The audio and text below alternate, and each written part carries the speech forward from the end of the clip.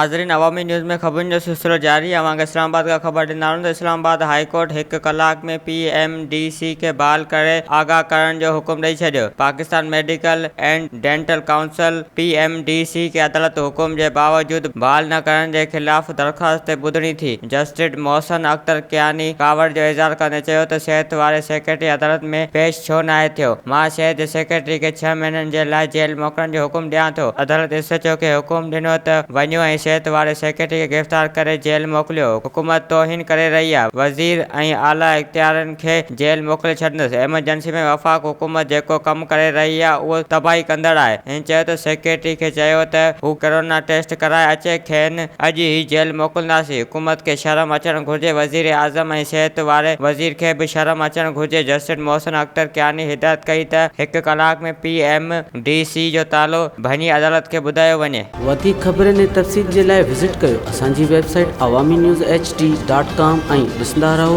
Awami news HD।